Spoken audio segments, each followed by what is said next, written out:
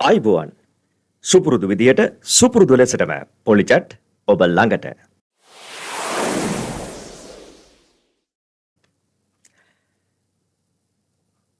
අද විශේෂ දිනයක්. ඒ තමයි අද පළාත් පාලන මැතිවරණය පැවැත්වෙනවා. ජනතා පරමාධිපත්‍ය මිනිසුන්ට තිබෙන අයිතිය, ඒ පරමාධිපත්‍ය බලය තමුන්ට නිදහසේ පාවිච්චි කරන්න අවකාශය ලැබෙන්න කියලා මම ප්‍රාර්ථනා කරනවා. ඡන්ද විමසීම ගැන මම කතා කරන්න යන්නේ නැහැ. හැබැයි මම ඔබට අද විශේෂ දෙයක් සම්බන්ධයෙන් කතා කරනවා. ඒ තමයි ඉන්දියන් සාගරයේ මිනිමරුවන්ගේ දූපත පිළිබඳව. ඉන්දියන් සාගරයේ තියෙන මිනිමරුවන්ගේ දූපත මොකක්ද කියලා අද ඔබට කියන්න මම සූදානම්. මේ දූපත හරිම අපූරුයි. හරිම අපූරු වටපිටාවක තියෙන්නේ. දූපත වටේටම තියෙන්නේ සාගරය. මේ දූපතේ හරි අමුතු දේවල් සිද්ධ වෙනවා. රැට බෝට්ටු වෙනවා. රැට නැව් වෙනවා. මේ නැව් වලින් මත්කුඩු, අයිස්, හෙරෝයින් මේ වගේ දේවල් ඇතුළට එනවා. ගුවන් යානා මේ දූපතට කොට බස්සනවා. ඒ ගුවන් යානාවල සමහරක් වෙලාවට තියෙන්නේ මත්කුඩු, නීති විරෝධී දේවල්. ඒ විතරක් නෙවෙයි, මේ දූපතේ අමුවේ රැට මිනිස්සු මරනවා. රැට විතරක් නෙවෙයි, අමුවේ දවල්ටත් මිනිස්සු මරනවා. ඒක විනෝදයට වගේ කරන්නේ. මැරෙන උන්ටත් ඒකත් විනෝදයක් වගේ වෙලා. මරණයත් විනෝදයක් වුණා නම් ඒක පුදුම දූපතක් නේද? ඒ දූපතේ හැමදාම උදේට පිරිත් එහෙම එනවා. දන්තදාතුන් වහන්සේ, අති උතුම් දන්තදාසුන් වහන්සේ ඒ දූපතේ තමයි තියෙන්නේ, තැන්පත් කරලා. ඒ දූපතේ වැඩිපුර වාසය කරන්නේ සිංහල ජනතාව. ඒගොල්ලෝ බෞද්ධයෝ කියලා කියනවා. පන්සල් හැමතැනම තියෙනවා. බෞද්ධ විහාර විහාරස්ථාන හැමතැනම තියෙනවා. හැබැයි අමුවේ මහ දවාලේ වෙඩි කාගෙන දුවන යන තරුණයෝ දකින්න පුළුවන්. පස්සෙන් පන්න ගිහිල්ලා ආයිමත් වෙඩි තියෙනවා. පපුවට මෙහෙම අල්ලලා වෙඩි කනවා. ඒක සමහරක් වෙලාවට අපිට බලන් ඉන්න බැරි වුණාට වෙඩි කන අයටත් ඒක චූන් එකක් වගේ. ඒ තරමටම ඒ දූපතේ මිනිස්සු අන්දමන්ද වෙලා. කරන්නේ මොකද්ද? කියන්නේ මොකද්ද? හිතා ගන්න බැරි වෙලා. පොර ටෝක් දෙන කට්ටිය නම් හිටිය ගොඩක් ඒ දූපතේ. අර ජාතික ආරක්ෂාව පන්ති දාලා උගන්වන අයත් ඉන්නවා. දේශකයෝ. ඒ දූපතේ මිනිස්සු බලාගෙන ඉන්නවා ජාතික ආරක්ෂාව පිළිබඳව ඉගෙන ගන්න. දැන් බංකුවල වාඩි වෙලා බලාගෙන ඉන්නවා.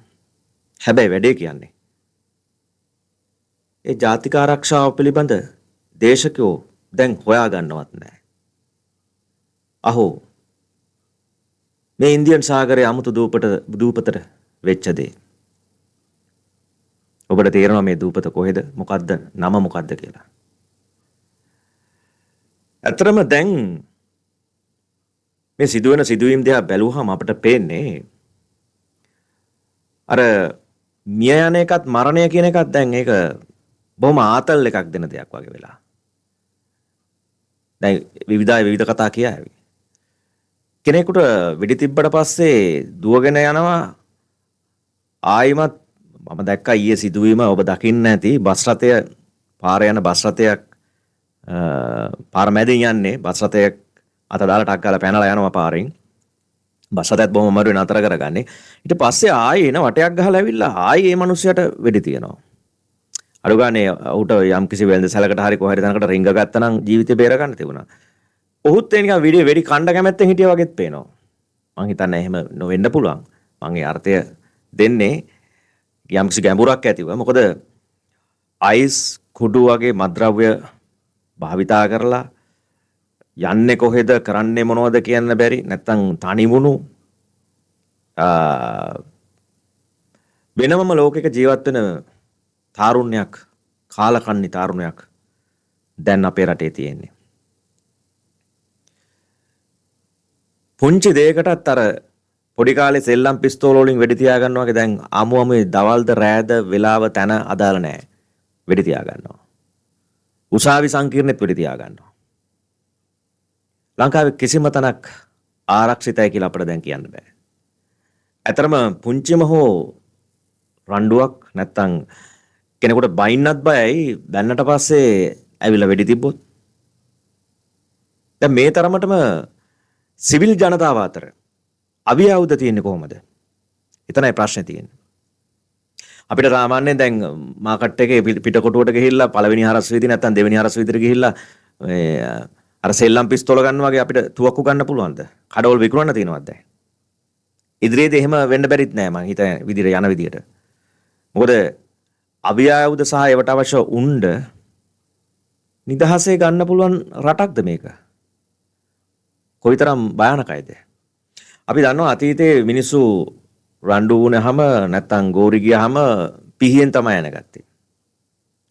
අපේ සීයලා තාත්තලා මුතුන් මිත්තෝ කියලා තියෙනවා. පිහියෙන් යන්න ඕක මිනිමරුවා. ඒ වගේ අතීතයක් අපිට තිබුණා. හැබැයි එදා ඒව සිද්ධ වුණේ අවුරුදු ගානකට ඒ වගේ එකක් දෙකක්. නමුත් අද අමුයේ මහදවල් මේ විදිහට සෙල්ලම් පිස්තෝල් වලින් වෙඩි තියාගන්න පුංචි ළමයි වගේ වෙඩි තියා ගන්නවා. අරමුණ මොකද්ද? ජීවිතයක් නැති වෙනවා. හැබැයි ජීවිතේ නැති වුණාට පස්සේ අනිත් අයට මොකද්ද ලැබිලා තියෙන වාසිය? අපි හැමෝම මිය යන මිනිස්සු. සිංහල බෞද්ධ රටක උදේවහ පිරිත් ඇහෙනවා නම් තමුන්ගේ වෙළඳසැලේ දාලා තියෙනෙත් පිරිත්.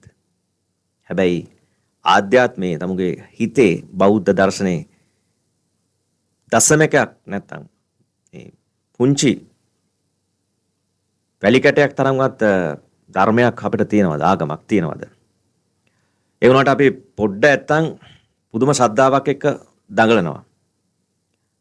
අපි බෞද්ධ ආගම නැත්තම් ක්‍රිස්තු ධර්මය නැත්තම් හින්දු ආගම මේ කිසිවක් ඒ ආගමේ කියන සැබෑ දර්ශනය හදාarලා නැහැ. අන්න ගැටලුව. අපිට ආගම අපි ආභරණයක් කරගෙන ජීවත් වුණා මිස එහි තිබෙන ගැඹුර ගැන අවධානය යොමු කරලා නැහැ. කරුමේ අවසනාව කියන්නේ අපිට ධර්මය කියා දෙන අයත් අපිට කියලා තියෙන්නේ වෙන කතාවක්. නිකන් හිතනවා අර දෙවිදත්තරගෙන් බණ අහපු අයද අපිට දැන් ධර්මයේ දේශනා කරන්න කියලා. එහෙමත් හිතනවා. මොකද ලංකාව වගේ රටක් මේ තැනටපත් උනේ ඇයි කියන එක පිළිබඳව හිතන්නට ඕන. මොකද ලෝකයේ දියුණුව එනකොට අපි අලුත් දේවල් එක්ක ඉදිරියට යනකොට අපේ ආකල්ප අපේ ගොඩක් දේවල් වෙනස් වෙන්න ඕන. එතකොට ලංකාව අද තියෙන්නේ හැම අතින්ම කඩා වැටුණු අවස්ථාවක්. සංස්කෘතිය, ආගම, මනුස්සත්වය, සංවේදීකම් කිසිවක් දැන් ඉතුරු වෙලා නැහැ. මේ අතරේ අති සංවේදී මිනිස්සු ඉන්නවා. හැබැයි මේ මිනිස්සුන්ට මේ ලංකාවේ ජීවත් වෙන්න බැරි තැනකට දැන්පත් වෙලා. රටක නීතිය